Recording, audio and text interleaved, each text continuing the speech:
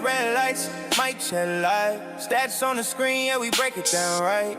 From buzzer beaters to the last second call. If it's champion sports, then we cover it all. Johnny C in the chair with the vision and flow. Real built this from the ground, not a hole in your nose. Analysis sharp, no fluff, just facts. When the score goes final, we're running it back. This is champion sports, turn it up, let it play. Johnny C in the Lex, yeah, we run the whole game. Hot takes, cold truth, every angle dissected. When the boys speak, it's officially wrecked. From the first tip off to the final selection. If you want the real talk, listen to the CS. Executioner, cutting through the noise with precision.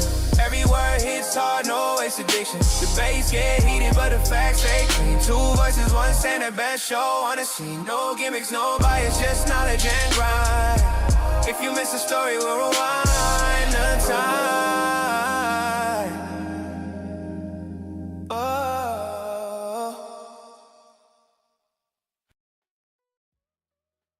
All right, guys, this is going to be an extraordinary part of this episode, a segment, I guess we would call it. We are so excited to bring in our special guest, and first one for this year.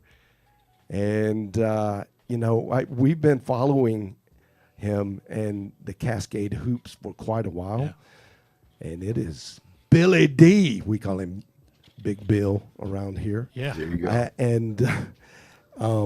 He is the guy that is the encyclopedia of knowledge for the Cascade Hoops as well as the NAIA. Yeah. So everybody do a bow and to Bill. And Bill, thank you so much for coming on and taking the time. I know you're very busy, man. You do a lot. And having you take just a little bit of time out for us and the fans of NAI and really give us some scoop. So hopefully we'll as the kids are saying now, spill some tea. Maybe not spill tea, but we'll talk about the schools in the Cascade and then get a national kind of landscape conversation, maybe even debate going on. So first, I appreciate the introduction. Thank you. Yeah. Awesome, man. Yeah.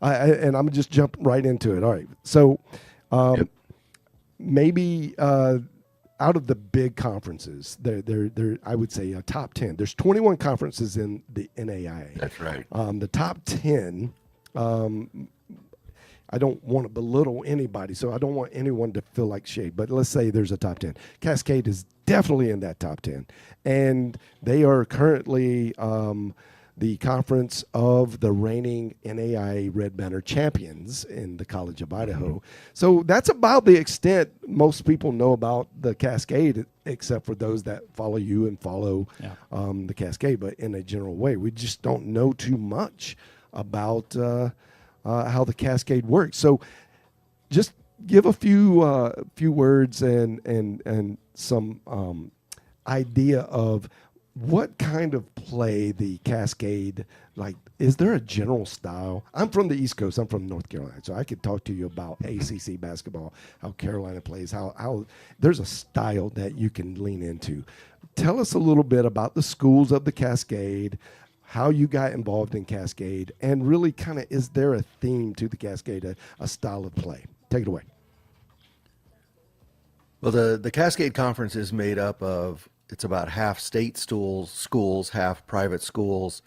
It's an old evergreen conference. It spans two schools in Idaho, several in Oregon, and two in Washington. I'll start with how I got connected with it. I grew up an Oregon Tech fan. My dad was hugely connected to the program. I just fell in love with the small college game, the fans, the family, everything that goes with it. And as I got older, I continued to follow the sport, even as I moved around the country. And then when I retired is when I started Cascade Hoops Talk, because I wanted to maintain some kind of connection with the game. The Cascade Conference is, well, one of the biggest things about it is long travel. The road trips for most teams are 5 to 8 hours. Obviously, there's exceptions there. So it's known for long road trips. It's also known for its back-to-back games. The Frontier is doing the same thing now, but it's Friday, Saturday. That's not something you find in most conferences. You know, the style of play is like around the country. It'll vary. There's some teams that try to play fast, but for the most part, everything now is more and more defensive minded. I think that's clear across the country. Overall scores are down. And you're seeing that in the Cascade Conference as well. It used to be more of a wide open game in the Cascade Conference, but it's a bit. And I think it's really, John. It's really what you're seeing across the country. It's a little bit more slowed down. It's not based around one center. It's a lot of forwards and a couple of guards, and you pretty much see that everywhere you go. A couple of places have bigger centers who can do a little bit more damage. T.J. Zimmerman over at Corbin, he can be a force. I'm going to miss people, but there's a few other schools that have some big guys, but for the most part, it's a guard and forward centered league. Wow.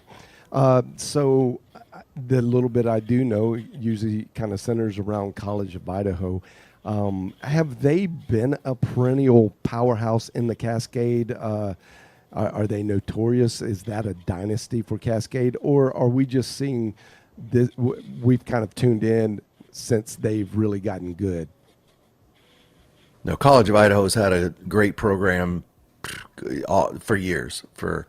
I remember as a young guy where, in the 80s, having big playoff games with college. They were always the team that was in the way of going to the national tournament.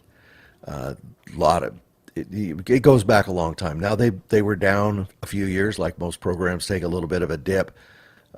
Back in the before 2013, 14, 15, but they've been back on the trail, as you know, and so for the last 10 years they've really been on a run. They're down a little bit this year. Obviously, they had a lot of graduations, and now Samaji Morgan has left the program. He was their All-American point guard, but I guarantee you, by the end of the conference season, Colby's going to have it figured out, and they're going to be beating people again. So no, they're a perennial power. That school, I think they have some money. They have great fans there, and it's a program to be reckoned with. Now they're the only Idaho team represented. Is that correct? No, LC State is also that's in right. Idaho. Lewis Clark. Lewiston. Yeah. Lewiston, and that's another place that it's a rough road trip. They have a huge Is that gymnasium. They pack it. Is that because Go you're ahead. crossing the mountain? Like, isn't there a big mountain terrain like Rocky Mountains are up there. Is that the Rocky Mountains that separate Washington, most of Washington State and Oregon from Idaho and the eastern side of? Well, it depends if you're going to Caldwell, where College of Idaho it is. From Portland, you cross over the mountains. Even from Klamath Falls, where Oregon Tech is, they don't have to cross the mountains, but they have to go clear across eastern Oregon, which is a 3-day wagon trip. It's a long trip. If you go up to Lewiston, you end up going down the river, the Columbia River, through the gorge, so you don't go over the mountains, but you then you go through what they call the Palouse, up through Walla Walla, and then up into Lewiston. Another horrible drive. For the record. Yeah, that's what I was imagining. I mean, you're talking to some flatlanders here, so Texas, we can see that far. Yeah. And as you were saying, some of the terrible road trips, the long road trips, drives, that you have to go up mountains, and it takes longer than it would if you're on a straight path. I imagine that contributes to just that uncomfortable kind of drive. So maybe a road trip. These are the things I'm thinking of as you're talking. That a road trip out in the Cascade actually is more meaningful as a like negative. Yeah, when you get a road win or you go on the road, you've done something because you were probably flat worn out after a big long trip like that. Am I imagining that correctly? Well, there's a couple things. You're right. The road trips are long. They're also back to back, and so the guys are on the road, and from Thursday to Saturday night. Also, there's a very quick turnaround from Friday to Saturday because you play at 7:30 on Friday. You turn around, you play at 5 the next day, and you have to drive to the next school, which sometimes is 3 hours away. So it's real quick turnaround. So yeah, a road sweep is it's rare. And if you can get a road sweep weekend, it's huge. The rule of thumb that they always talk about out here in this conference is win at home and split on the road, and you'll be in contention. Wow. So those are just the goalposts really, are so different, Yeah, right? yeah, Like yeah. what you aim for. gold nuggets of knowledge about the Cascade.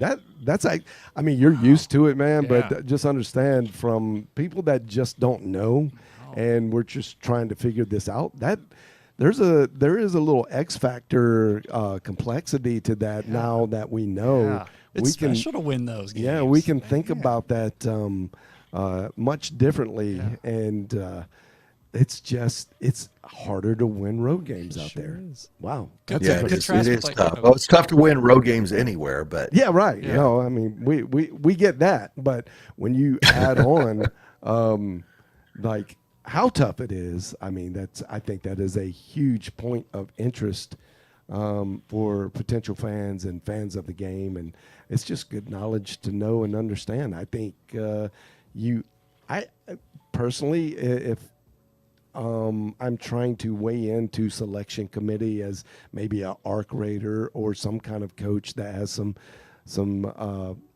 power of persuasion. I'm actually putting that as a heavy piece in my argument to try to get more teams in for my conference. Like that's a significant piece, I think. That's all. James, you got any questions? All right. What are the two players in the Cascade you think will make a name for themselves in the national tournament here in just a couple of weeks, really? oh, that's a hard question. Boy, that is hard. I did not prepare for that question. Okay. That's fine. Exactly. Well, you man, mentioned, right off the top of you, my you head, mentioned I- Zimmerman. Is he Well, let him answer. I actually want to know Well- what he wants to say about Well, it. TJ Zimmerman's a great basketball player. Corbin's been struggling. Also, Zimmerman is a little bit one-dimensional. Guys have kind of figured him out. Jackson Cooper at Oregon Tech has had an amazing year. I'm trying to think. Elijah Jackson at Southern Oregon. He's really hard to stop. There's other guys around the league, but they're on teams. I'm not sure they're going to make the tournament. Dougie Peoples at College of Idaho, if they can get back into the tournament, he will turn some heads again. He did last year. I know I'm missing people. I can't remember the guy's name at LC State, but they've got a guy who's really hard to stop down low. And right off the top of my head, I can't remember his John name. Lustig, But maybe? no. Lustig's hurt. And he may not be back, is what I was told. He's a great guy. I really feel bad. I didn't get to talk to him when I was out there, but he's a great guy, and I hate to see that. Go back to your first question. Yeah. Though. Okay.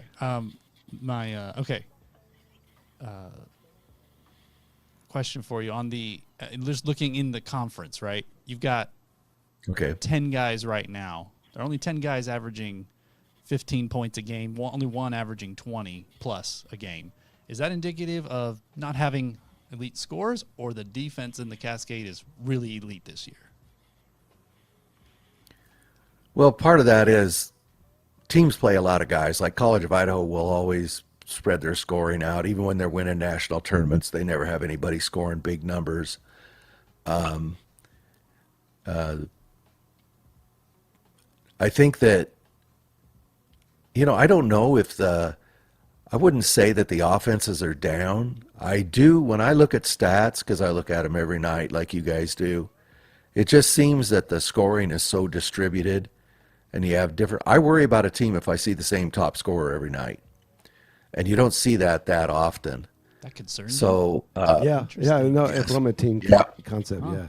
yeah. That's use the style of ball Northwestern they as an play. example. Yeah.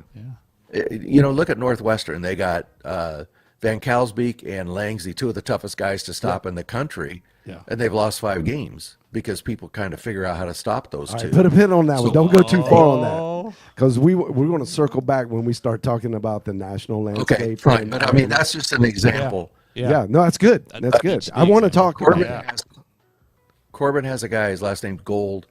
I think it's Jack. I'm forgetting his first name. But, man, he can really get to the rim. He can score a lot of points. But a lot of times he doesn't get a lot of help. So I'm not sure exactly if I'm answering your question or not. No. But That's all right. That's good. That's good insight. Yeah. I do want to go back to who's going to make it. Who are your contenders to make it in the top 64 from Cascade? out of the Cascade, Yeah. yeah, okay. So LC State definitely. I think College of Idaho right now is a dark horse, to be honest with you, especially losing Samaji. You just Again, you can't first team count 'em out. All-American. No, you can't count him out. I'd call him a dark horse. Now that I say that, as soon as Colby hears this, he'll never lose another game. And Eastern Oregon is really good, really good. They're one of the best shooting teams I've ever seen, and they're doing it night after night after night. They're scrappy. They shoot the heck out of the ball. They're tough defensively. They're, I think right now, they're leading the Cascade by a game right now. I think for now, they're the best team in the conference. So I think that, I think there's 4 that can get in. Southern right now Southern will have to do really well, I think, because they've lost, what have they lost, 2, 3? I don't have the standings right in front of me. They're 11-7. But it might be a battle between College of Idaho and Southern to see who finishes third, or I don't know how it's going to happen.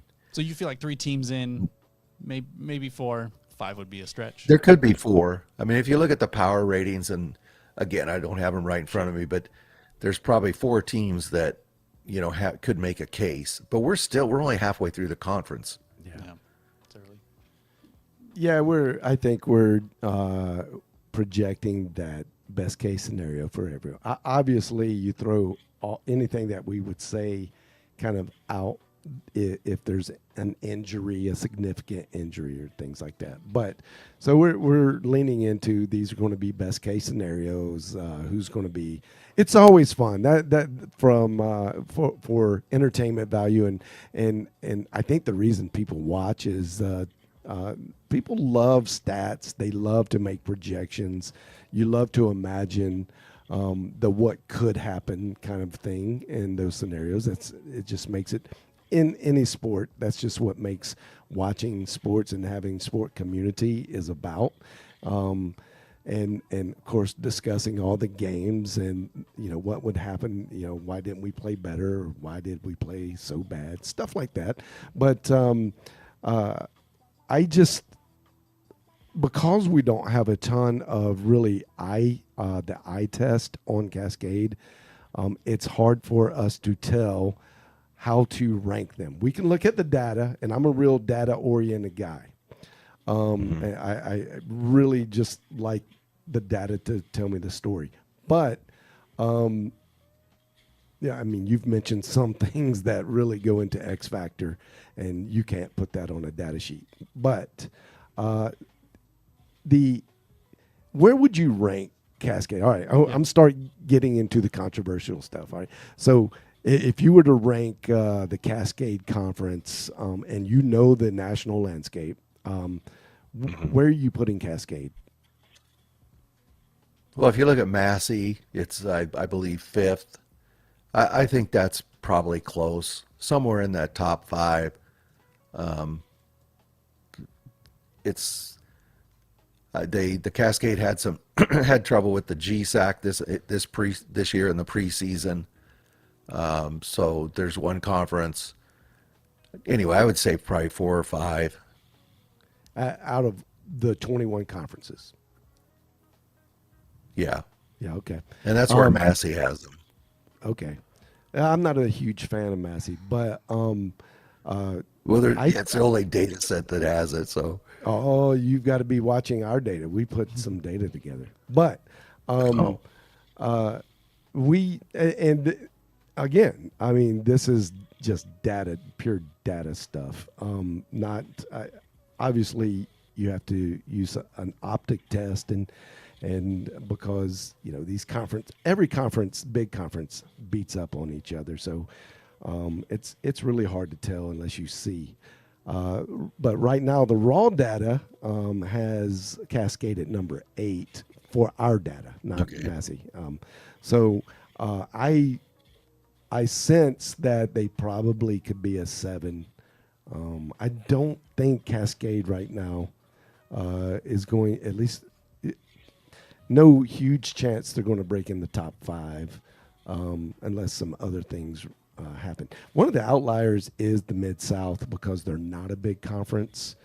They get a lot of wins. They do a lot of cupcake winning as well. I will have to say I'm proud of Fareed Hardiman for not scheduling a ton of cupcakes this year. And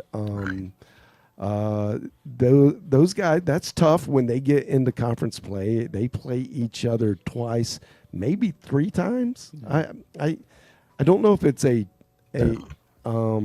full 3 times, but there are sometimes they play early in the season and they don't count it as a conference game. So it's like 2.5 times or whatever. Yeah.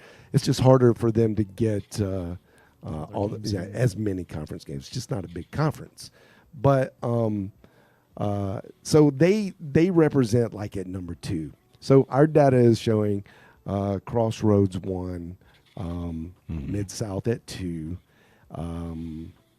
and we massaged the numbers just a little because they were so close. We initially put the Kansas KCAC in at number 3. I don't really believe that. I think I'm readjusting them back down to 5. So 3, 4, and 5 almost identical. Depends which show you tune into. Yeah. And so our numbers, we run it almost every other day just to get a new data set. And the way we're doing it is, CSPI actually updates every day. So if you go to which is on the web, championsports.network. Yeah. So if you look there, you'll see every team in the league, all their raw data. And then the CSPI, the far left column, is the weighted performance. So the reason we call it CSPI, Champion Sports Performance Index. And that number that says CSPI is a weighted, we went to certain data categories, and so we gave more credit to the 3-point shot. So just a little more. It's not 1-to-1. A 2-point field goal versus a 3-point. 3-point is weighted a little more because it's more valuable, and good 3-point shooting teams will get just a little bit of a boost. If your assist to turnover ratio is really high, you'll get a little extra boost. And then we really hone in on defense, so you get a little extra weight if your point differential is big. And so that's just pure raw data. And then we compare that. So we have a CSRI, Champion Sports Ranking Index, that now begins to take all the CSPI weighted data and compare that against the strength of schedule. And then we've built the algorithm to constantly compare wins. So it's not just opponents of opponents, but it goes almost 5 levels deep. So all the opponents are getting weight against each other. It's a really deep family tree kind of thing. And now that we can use AI to our benefit, it's just comparing all the raw data. It's not giving us any opinion. It's just saying, okay, here's what happened, so it's everybody starts at 0, and then on part of the strength of schedule, and then there's an ELO type. It was invented by chess. It's a mechanic. Everybody starts at 1500. It creates these 2 weights about the opponents that you've played and how well they've done. It's really taking in if you should be beating teams on average, so it takes your point differential, and if you're winning good games at 5 points a game, then you end up beating a good team by 10, you get a little extra boost. So it's constantly negotiating all those different stats. Now, before, no one could do that because AI just wasn't available, and who, especially in the NAIA, who could go that deep. And now we can, and so we're getting great comparison numbers, and they seem to be yielding out really accurately. I mean, it's not going to be, there's always X factors, but it predicted Langston losing to Oklahoma City, and that's exactly what, no one in their right mind would have ever predicted that, but it happened. So we're seeing that the data is coming back pretty real. I got on that rant because where are these conferences? So I think it's really important to understand conference layout because there's so many conferences, 21 conferences. They're not all equal. And when you're thinking about how many times you've got to play your conference opponents, which is usually for most big conferences twice, winning twice is very hard. Very hard for a dense conference. You're going to, if you split, you're at 500 in your conference. Well, that doesn't look really good. But if you know that is a very densely talented conference, then now that brings those losses up a little bit. Anyway, I'm kind of going way off here, but I do think it's important we know how good or not so good the conferences are. Do you agree with that? Well, obviously, you want to look at as much data as you can. I have a good friend of mine. We debate this stuff back and forth. He's always data mining as well. But I'm an old guy. I say, at the end of the day, you got to play the game. It's true. So Southern Oregon was at Warner Pack last night. I don't think Warner Pack's won a game all year, and but they barely pulled it out in the end. I mean, you got to play the game. We don't know what's going to happen. Bruton Parker got beat bad last night. Nobody saw that coming. I mean, Faulkner's good, but Bruton Parker got beat bad. So I do agree with you, and I think that it's good that it's we all study the RPI and the standings and the Massey, whatever data is available. I go through the stats every day, but again, at the end of the day, you have to play the game. Oh, absolutely. I mean, that's the X factor. That's why we watch, right? But if let's just say we take the stats out of it and we take some of the hype machine out of it, and we're just living for the game day, then it's not quite as fun. I'm just we're trying to the entertainment value, and I think. One of the separations between the bigger leagues, the NCAA, quite frankly, those leagues, is because they generate a lot of science hype around stuff. So it makes it fun for the fan to argue, to debate, and if you don't have anything to really take to the debate to argue with, then the debates are not that fun. So that's why we have invested a lot of energy trying to get some predictors, some performance indexes out there. It's just because it's part of the landscape of competition and sports in America. And I don't in any way want to overhype that to where, like you said, at the end of the day, that's why we play the game, and you got to play the game. But if there is a interesting, if it looks like it's supposed to be a blowout, and then you just gave an example, Southern Oregon and Warner Pacific, I believe. Pacific. Yeah, and Warner almost wins that game. Well, now there's just a little more excitement behind, a little more hype behind that. And I think the NAI is in need of a good dose of hype. Now I'm getting philosophical. I agree with you 1,000%. So that's what we're trying to do, but they're very real statistics, and I'm an underdog guy, so I love to see a 10th rated. Oh, you rated me my conference 10th, and you don't think my conference is that great, and then they come and they make a run in the finals. I'll give you a perfect example. I kind of I didn't bash Evangel a couple years ago, but I definitely was not predicting them to do anything. And 15 seed, by the way. Yeah, 15 seed, should have been 16. And You weren't alone in that one. and they actually came to our host pod in last team, Dallas. The last team to get in the whole tournament. Yeah, it was. They were the yeah, consummate number bubble 64. team. And they get here, and I interview the coach on air. And I basically, and he's a great guy. Like Coach Cable's a great guy. And a great player. He and his brother coach that team. They're competitive, man. Yeah. And he didn't let it show. But I just like, hey, good luck, man. I mean, you're playing Florida Memorial. Good luck. Those guys were huge that year. They were. And somehow Evangel turned that into a win. And it was a statement win. And then let's see, Nelson Baker was the other matchup. Yeah. Baker beats Nelson in Nelson's place. Yeah. And then now it's a Heart of America matchup, and I'm like, Baker's too good. There's no way Evangel. I'm just creating this negative hype for them. It just put a chip on their shoulder.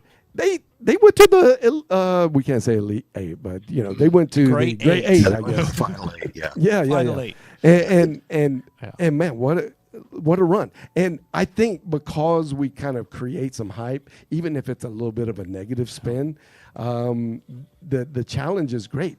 All of these teams, I would blanket all, but 90% of these teams on any given day can raise up and be super competitive and get a win, and you just never know.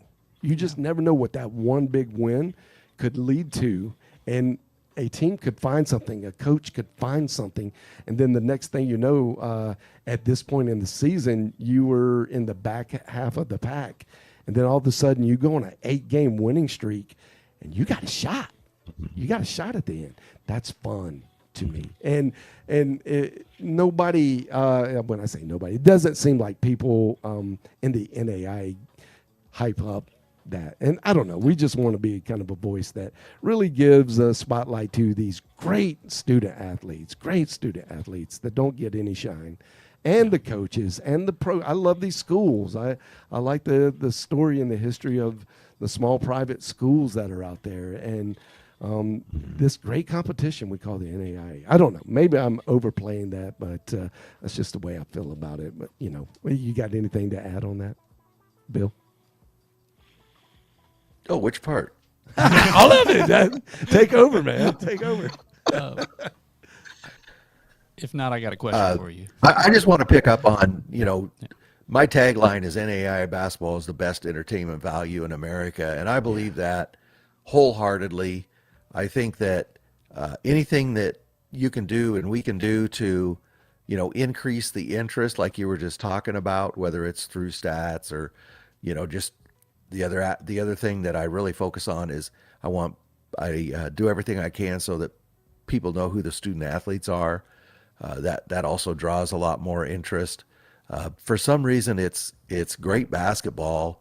The basketball just keeps getting better every year, but we're not getting over the hump on attendance and credit for the level of basketball. Yeah. So I'm with you. Where anything that can be done to increase fan interest, I'm behind it 1,000%. All right, James, you got a question? Yes. We talked about these different conferences. You cover the whole country, and obviously you love the Cascade. But do you have like another conference you like watching the basketball there? You like the coaches? You like the play? Something you like? Is there you got a little another one that you like? I'm not shy about giving my opinion. I've always loved GPAC basketball. It's very competitive for the most part every year.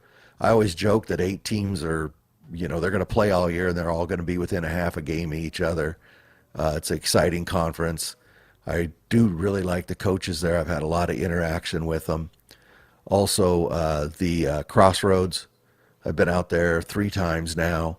I'm always trying to work tournaments up where the Crossroads are playing another, like this year it was the GPAC. We went out to Indiana. Next year we'll go to Iowa for that. But the coaches in the Crossroad are phenomenal. They're amazing. The schools, just the atmosphere, Indiana basketball, it's super special. Those are two of my favorites. I really enjoy the Sooner. I like Chris Wright. I like Delton Deal. All the coaches in that conference. You have any trying to think which KCAC other experience? A little bit. I know the guys at Oklahoma Wesleyan just because I've met them at Kansas City so often, but a little less with that conference. It's a good conference. I enjoy covering it, but I couldn't say I know it as well as I do some of the others. When I say know it, I mean know the people within it. Yeah. Hey, I've got a hot take opportunity for you. Since you said you don't shy away from the opinionated editorial. So I made a hot take on the last episode, and I said, Donnie Bostwick's a really great friend of mine. Donnie Bostwick, head coach at Oklahoma Wesleyan. Yeah, and Yes, yeah. and I said, "There's no way." The coaches poll had just come out, actually, and no way Oklahoma Wesleyan should be at 4. Take your opportunity here on the Champion Sports Network, and which top 10 team really doesn't need to be there? Oh man, you're trying to get me fired. Get him That's why fired the from his own NAIA podcast. What you doing, man? Let me Got to fire Man, myself. you don't know how many times I get my somebody's hands gonna cut slapped. my pay. Somebody's going to cut my pay. Before I ramble about that, Okay. my line on Oklahoma Wesleyan is I would not bet against Donnie Bostwick. That's always my Proved that advice last to people. year, Don't bet John, against him. all the way. Yeah, he was lucky. Yeah, Oh. I mean, he's guy, man. He's a winner. He is. I think Disgustingly. I'm so. looking at the top 10 right now. I don't think there's one team there that doesn't belong there. Really? To be honest Not with one? you, well, Cumberland's with their 2 losses. They just lost 2 games. Yeah. They might need to bump down. I've seen Hope a couple of times. Hope is really good. Now they got beat bad by Arizona Christian last night, I was but going to say. So Hope is the weird. real Weird deal. 9-10 matchup. Yeah. This week was weird. In Yeah, and, Hope came I've out been before to, that I've been to game. Arizona. Huh? I was just going to clarify. The poll came out before that game where Hope loses pretty. Well, that's pretty true. Big, but I'm just going to. So I've been to Arizona Christian and watched them play 2 or 3 games.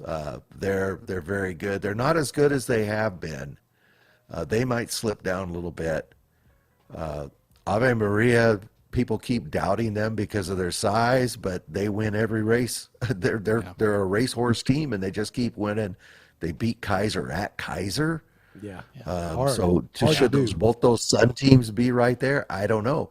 Why isn't Southeastern up there? That's a question I have. But the top 10, Matt, my friend at Cumberland's, he probably needs to drop down. They went through a rough patch. They're probably not the number 8 team anymore. No. Sorry, I keep trying to read my other screen, but No, that's good. No, That's I what agree with that. We were wondering too. about that. Yeah. Right? Yeah. I would gladly. I'm again. We're going against our we're inserting our data. The coaches poll is just that. It's a lot of coaches kind of weighing in and voting. Know, sometimes it can. I don't think they're that wrong. I just don't think they're that tuned in. Why would they be? These guys are full-time coaches. Like they got a lot on their plate, and there's not enough media out there. We're trying to change that, especially you for a long time now, and educate the NAI crowd that does care. But there's just still not enough media out there to really decently educate coaches and the Raiders and all the people that are involved in making these decisions. So there is a easy chance, and I say this kind of lightly because I understand what's going on, but there's an easy chance for the good old boy club to kind of creep up and Sure. And it is what it is. That's why we're really trying to depend on the data and make it a little less. We want opinion in there, but a little less of it, I think. And that's Well, why on my show, go ahead. sorry to cut you. On my show, I do everything but ignore the top 25 because you know what? It's meaningless. It's absolutely meaningless. You need to go out and you need to win your conference, and you need to worry about where you're at in the RPI because that and the quad is what's going to get you seated. So just concentrate on the conference. Yeah. The beauty poll is nice. It excites people, gets people in the stands. I get it. Yeah. But it's meaningless. Yeah, it really is. It gives us something to talk about, I guess, so we can Exactly. have action. Yep. And I'm not really. I don't want it to go away. No. Well, do you remember back in the good old days of D1 NCAA, the 80s, where we had two polls? We had the coaches poll. Coaches poll was the most unreliable poll, and then they had like I don't know if they called it the RPI or they called it something, sports writer. It's where the sports writers weighed in, and it was always a little bit different. And of course, the media outlets had to think about, okay, which of these numbers do we stick by the name, right? Because that's always important. My school's number one. My school's, I'm top 10 year after year. So you got to have the number. So I'm with you.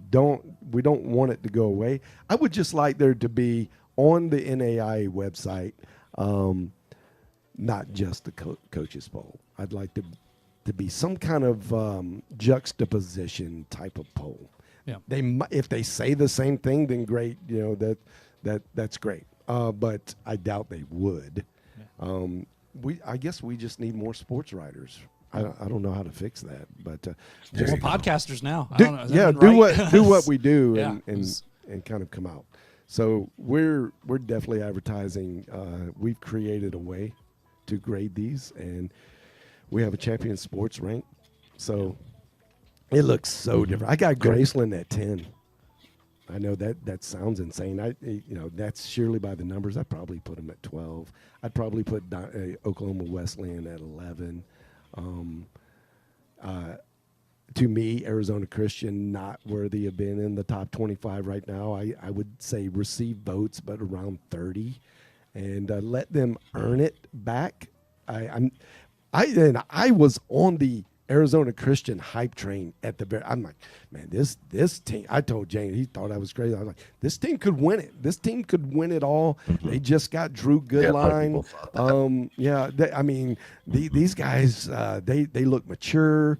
They've got a lot of age, experience. Like these guys could go all the way.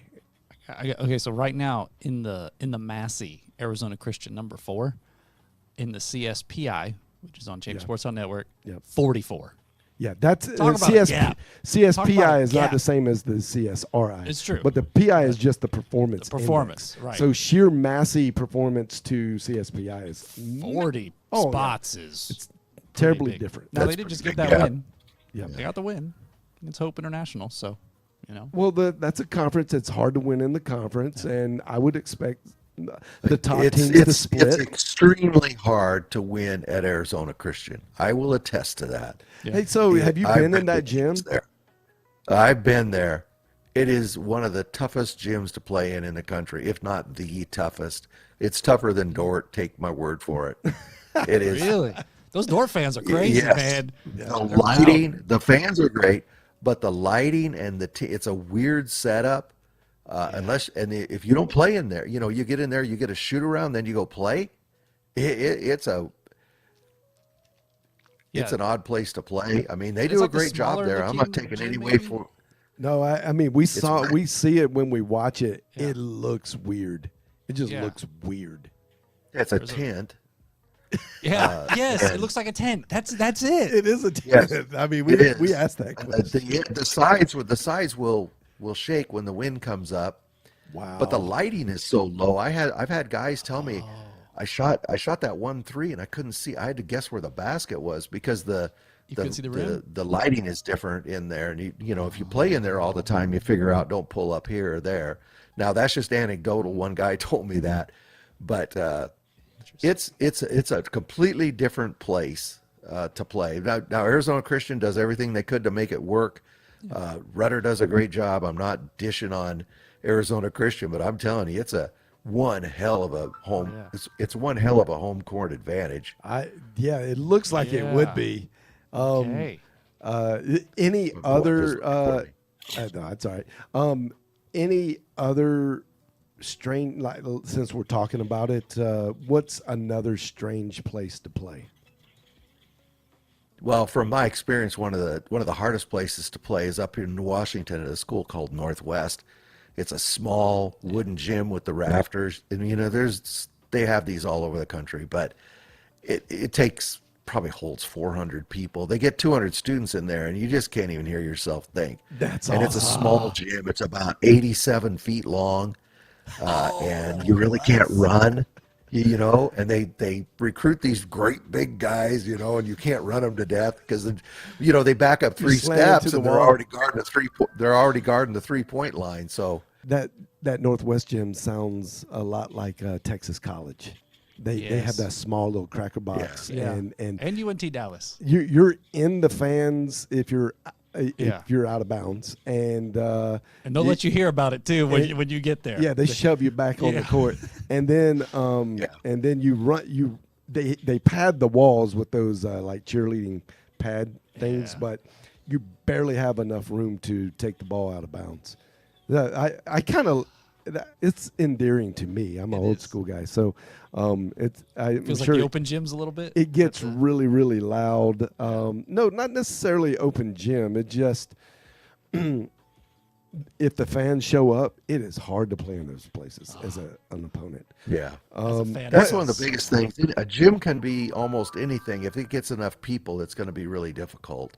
Yeah, and some places are more aggressive, right? So if you go to LC State, for example, it's a nice gym. They get a ton of people, but you don't have the people on the end lines, and they're not screaming and at you. And the kids are fairly polite, but you know. But like College of Idaho, there's like a hallway, right? Like and there's an upper. Like you shoot your free throw, you can see people. The College of Idaho does something different. The College of Idaho has their students directly across from the opponent's bench. And those students are focused on that bench the whole time, yelling at. I mean, call them out by name. That's great. It's it's kind of unique. I love that. Most places try to separate the students from the opposing players. I think that's always best, but well, it just makes it that much tougher to win up in Colorado. Yeah. Now at Dakota Wesleyan, the students will be down at the defensive end, and then at halftime they go to the other end, and the folks at the other end trade places with them. Oh wow! Whoa, that's wild. Yeah, you got like tickets, you know. Nope, we move at halftime. That's the rule. Yeah, that's crazy. Anyway, have you ever stories I've just heard? Have you been to Grace? Multiple times. It's beautiful. It's a D1 awesome. facility. It's unbelievable. Yeah.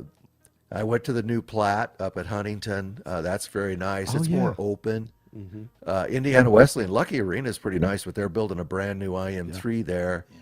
Yeah. Bethel's a nice gym. It's big. It's open, but it's getting older now. Bethel, Indiana, right? Yeah, up in Mishawaka. Yeah, I just like saying Mishawaka. Yeah, I was gonna say. Actually, Indiana Tech has a really cool gym as well. Yeah, I've been there. Yeah. Yep. I like that. Ted Albert's office is right above, and he can see down on the gym. That's kind of a fun place to go. I like that one. I haven't watched the game. All those Indiana schools they take it serious. It's Indiana, and right? They compete with each other. Yeah. You know, one school raised the bar, then now everybody's resetting the bar, at least over the last 10, 15 years. And really great places. I think that actually goes in strong to recruiting. And let's talk a little bit. I want to pick your brain on recruiting. Give me, you don't have to think about this too much, but what teams out there do you think really recruit the best players? And I guess that'll show up in the wins. But who really does well at getting recruits for their style? And it just, you go, man, that guy's a good recruiter, and it shows. Like there are coaches out there that they can get guys, but they can't coach them. So I'm talking about the guys that really recruit well for their system. What couple schools stick out to you? Well, it's more. I can't say just two. There's no way. Okay, So well, College of Idaho, Colby Blaine has some kind of pipeline into Montana. He gets some of the best players in that part of the country. He's gotten several Gatorade Montana Players of the Year. He does a great job getting and he focuses on high school players. Grace College, Scott Moore, he just knows the guys he wants, and he gets them. Yeah. And you can see it. I mean, that program year after year. Freed Hardeman, he does a great job of also bringing in the guys that he can coach. Oregon Tech is probably one of the best recruiting teams in the Northwest. They get all the cream of the crop out of Oregon every year. All the 5A and 6A All-Staters come to Oregon Tech for the most part. Langston, Coach Wright likes to have a unique team. We all know that. And he brings in the guys that he can make work. Yeah. And he's done it year after year after year, even down years. He's in the final 8 or whatever. Indiana Wesleyan is another school that brings in guys that fit their system and their core values. Would you say that and for just bringing in guys, go ahead. No, I was just going to say, would you say that is I think you would, if just general knowledge about basketball, coaches that understand recruiting the player for their system. But I'm specifically in the NAIA. I think that is unbelievably, my opinion, this is unbelievably important that coaches know what their system and the type of player to bring in the system. It seems like those are the schools that we see in the national tournament, because all those coaches you just named, we see them year after year in at the Muni, the road to Muni. So that seems to be the recipe. So if I'm talking to new coaches, guys that are out there that are just getting started, is that the most important piece? There is just getting the right player for your system. So you got to understand your system and the player that needs to be in it. Well, it is, because there's a second part to it, though, that all fits together, is that culture. And that's really an overused word. All culture means is this is how we do things. And if you're getting, there's two roads. If you're like Coach Wright, you're bringing in 2-year guys, right? And he brings in a few high school kids, but generally he's starting over every year. So he's got to bring in 2-year guys that are going to pick up the culture really quick. And that's what he has this year. He has a team that can do that. If you're like College of Idaho, their culture and Oregon Tech culture, they're both big, strong culture programs, as is Grace and Indiana Wesleyan, even Bethel. You have to bring in the right guys, and it really, really helps to get them out of high school. Yeah. That's why you see those programs recruiting so many 4-year guys, because they're big culture programs. They're not going to out-athlete you. There's teams around the country that can jump out of the gym, but Grace will beat them. College of Idaho will beat them. Oregon Tech can beat them, but they can jump out of the building. Yeah. All right. As we kind of wrap up our time, a little more like putting ourselves out there. Are you ready to predict Final Four? Who's going to be in the Final Four? And obviously, I know you're not going to air. I know you're not going to air this. So, Grace will be there. Freed Hardeman, And just to make you mad, I'm going to say Oklahoma Wesleyan. Oh, he's gonna do it. I love it. I love it. Donnie's going to love it. There ain't no way Donnie Boswick's getting in the Final Four this year. Man. No way. And I'll take Langston just because he gets there every year. He gets to Kansas City every year. He's due to get back in the Final Four.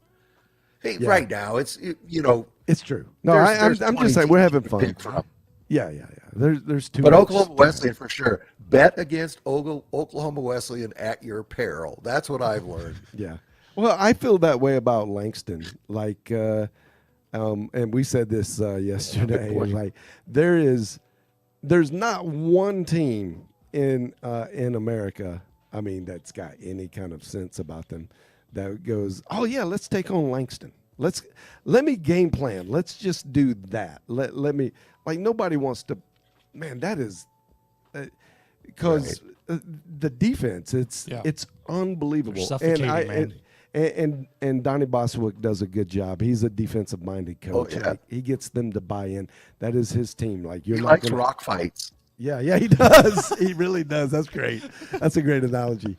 It's so true. Yeah, they're not pretty, but No. he pulls them out. Yeah, if you want to see a mud-slinging fight, just go watch Oklahoma Wesleyan and Langston play. That happened this year, by the way. And It was and like a 3-point game. Like, yeah, it was just Langston. back and forth. I think it was literally 6-3 was the final score. But those guys, you're not going to see much offense, and it will be the ugliest game you've ever watched. But there is a highly entertained, it's highly entertaining. They'll run a marathon up and down that court. Like, Yeah, it's so funny. Okay.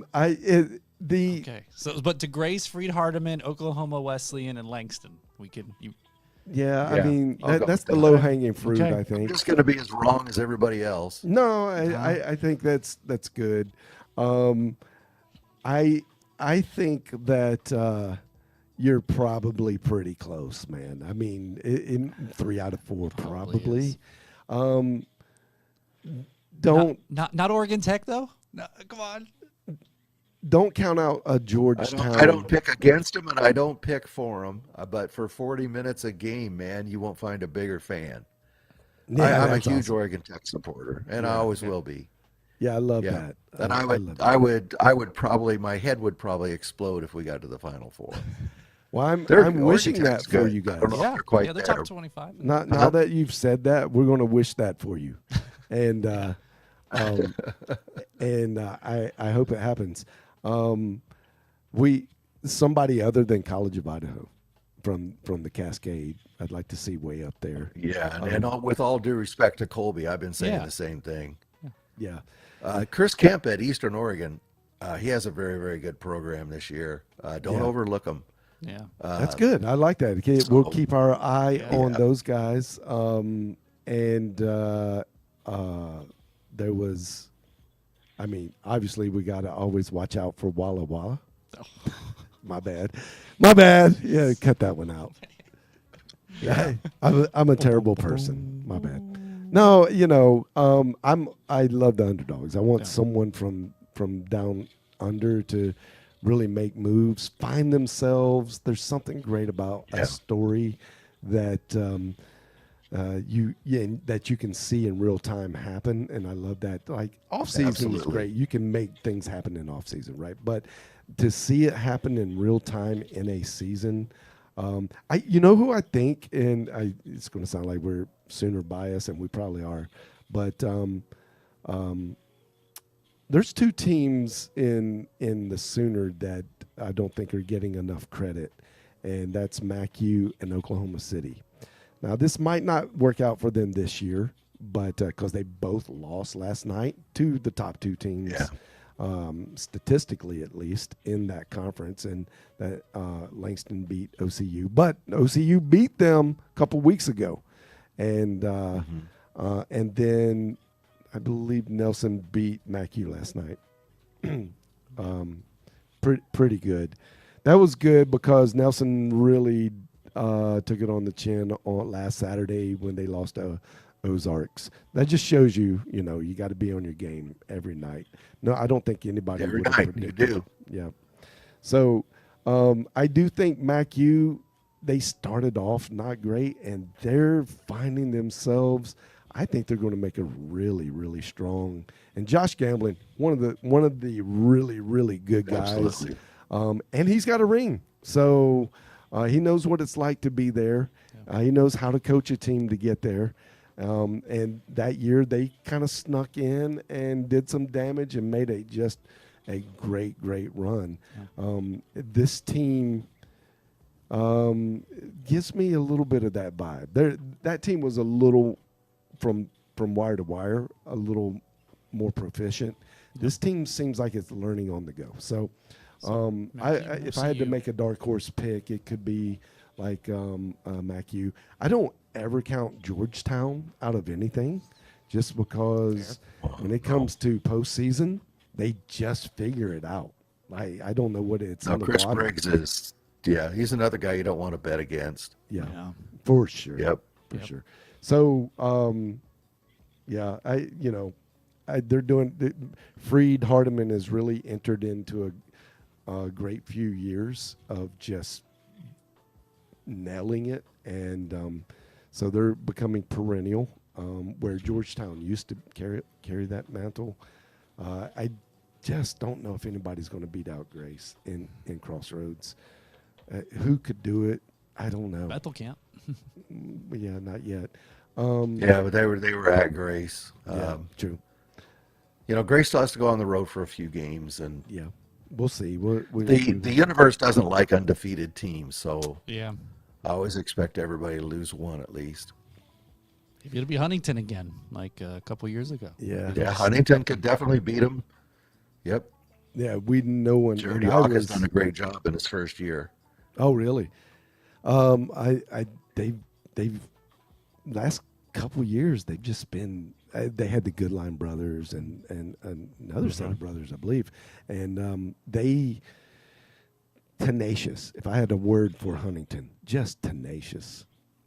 Yeah, blue collar. They're very blue collar. Very. Yeah. And they continue that tradition, but Jared had to kind of rebuild this team. Some guys left when Alford left, and so nobody thought that they would be that good. And obviously, they're not going to win the conference, but they've made some noise. Yeah. Do you know anything about Chicago Lands? I know they're really down this year. I think I joke with Steve Draben at Bethel all the time. I say you're going to win the Chicagolands because he's won 8 games against Chicagoland conference teams, and I tease him that he's going for the dual title. That's funny. That is actually really funny. But I'm glad to see Olivet Nazarene back at the top. Yeah. Olivet Nazarene is kind of the premier. If Olivet Nazarene is doing well, it's good for the Chicagolands because they are absolutely. like the premier team in that conference. So I'm glad to see them back up at the top, but the conference is down. Yeah. Yeah. All right. Who's the winner out of GPAC? I've been avoiding this one, but since you like the Morningside. GPAC, is it? I think I. Yeah, they're 3 games up right now. Yeah. They're 3 games up right now, and sorry about that. They're 3 games up right now, and they're going to hang on to that. No, I think so too. Do you think Morningside will make the deepest run in the tournament From GPAC? from GPAC? Yeah. Yes, Okay. from the So you don't- from the all right. GPAC, yeah. Yeah, Northwestern's They're- interesting because they're- they got they're those a 2 scores. solid- Like, I they're could see a them sol- going deep. You know. They're solid. I really like their point guard, and then they've got a couple. They can shoot. They're tough. Trent Miller's teams always play tough. Any team that always plays tough and has some talent has a chance of going deep. They're not going to get muscled. Yeah. Those are especially in the NAIA. Those are Kansas City teams, and Yeah, exactly. All tough teams. I think Montana Tech's got a little bit of a shot. I would not count them out to make a good run. They know how to play playoff basketball there. Absolutely. They're always there. So some of the Don't count out Rocky Mountain with Danny Neville. Oh wow, yeah, I haven't really thought about them. Yeah, I need to he's go watch quietly them. He's quietly making a move. Just keep an eye on it. Okay. Yep. All right. Talk about tough man basketball. He Yeah. loves tough man basketball. Yeah, that's what it takes, man. That is absolutely Yeah. what it takes, and that's how Freed won against Langston 2 years ago. Is they Yes. were not afraid. They just had no fear to play tough, and they were, you know, they were a good offensive team as well. Sometimes you give up offense when you get that tough mindedness, and much like Chris Wright has now. Although he put 80, I believe it was, on OCU last night, so maybe he's tired of us calling them Yeah, it's probably a no 60 offense and a half. team. But I I would wear that mantle happily, like, to be the best defensive team in the nation. Absolutely. Supposed to yeah. win championships, right? Yeah, no, absolutely. You're at least going to Still? be. You know, you're going to be Still? in the game. You know, you're going to at least have a chance to shoot a game winner.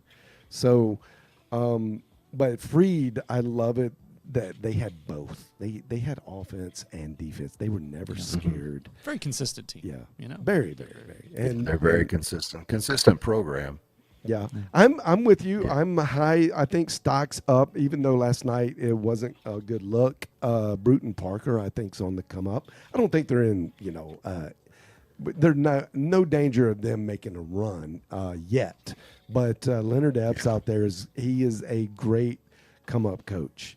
He comes from the Delton Deal tree, and Okay. that's a good tree. That's a good tree, man. To come. He's seen what it. I think he was on. He was assistant coach with Delton at Nelson for 2 good runs in the final Tournament, yeah. in Kansas City. So he knows what it's like. He smelled it, sensed it. He's doing good things at Bruton Parker. We haven't talked about Bruton Parker. He as built a- Bruton Parker. quickly. Yeah. Yeah. It was a Yeah. turnaround. They're definitely on my radar.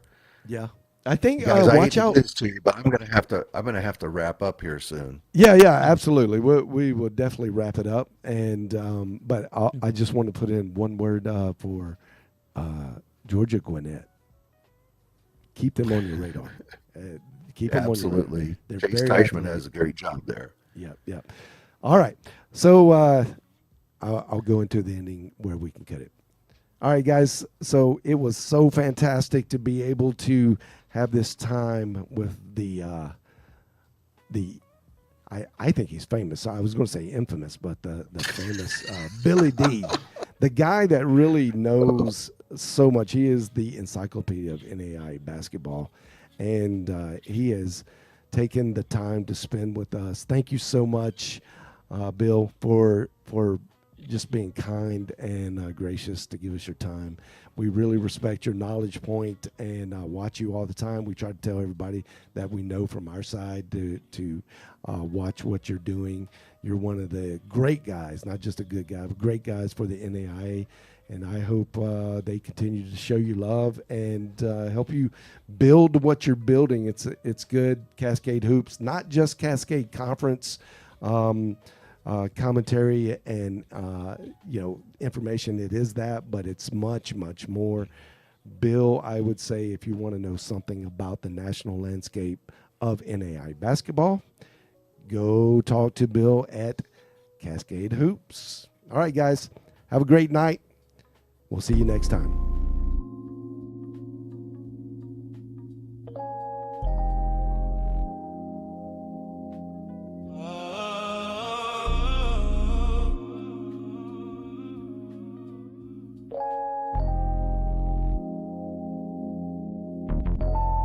Yeah.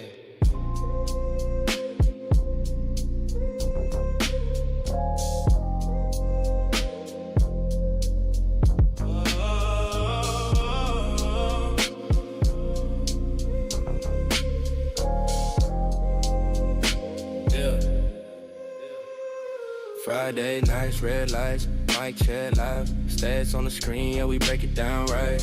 From buzzer beaters to the last second call. If it's champion sports, then we cover it all. Johnny C in the chair with the vision and flow. Builders from the ground, now the whole league knows.